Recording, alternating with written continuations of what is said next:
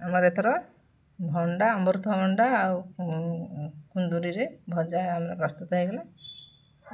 खूब कम तेल मसला प्रस्तुत ये भजा आपण मैंने घरे बनातु और सुस्थ रुहतु। कम तेल मसला खाद्य शरीर पर बहुत उपकारी। आपण मैंने रुटी भात सबुथ भी खुशी खाईपर पिला बड़ समस्ते खाईपर। कम तेल मसला प्रस्तुत है घरे रेसिपीटे आपण मैंने एमती करतु सुस्थ रुहतु। गलानी एवं आम फुटण जीरा सोरिष आ लंका को पकईद फुटण पकईद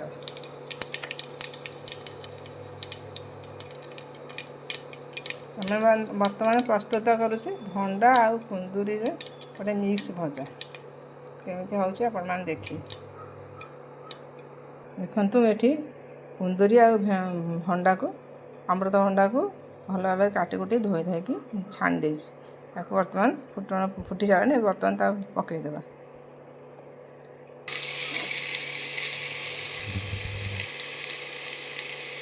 लुण गोटे चामच जी दरकार आवश्यक अनुसार लुणटा पकईदे मो हिसाब से पकई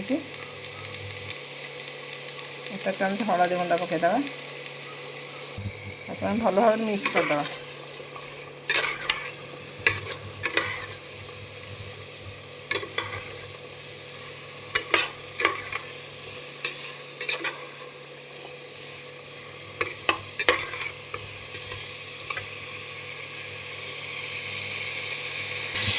पर आ कि पानी फानी किसी दरकार दबा दरकार नहीं बर्तमान घोड़े घोड़े भाजा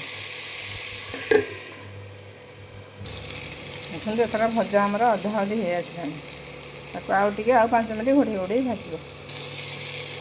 देखो आमर मसला गुंडा मसला फिश मसला गोटे चामच पकईदे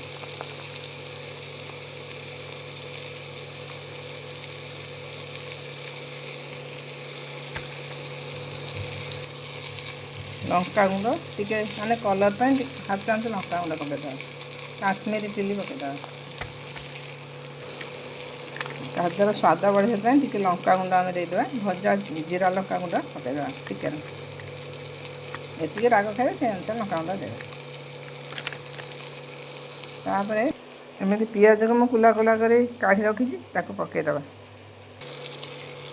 भल भाव में मिक्स कर पियाजटा को पछरे पकड़ कारण है आग द्वारा जब पकई दी था भजा संगे अधिका सीझी जाता मिसी जाता तेणु खंड खंड हो रहा दरकार भजार एमती रखिले सुंदर लगे टिके अल्प कंचालिया रहा टे खावा टेस्ट लगे देखा भी सुंदर लगे से पियाजटा पछरे पकई देखो गोटे आमर भजा हो आसला गोटे टमाटो मुझे काटिक रखी भजार टेस्ट बढ़ाई आम टमाटो पकईद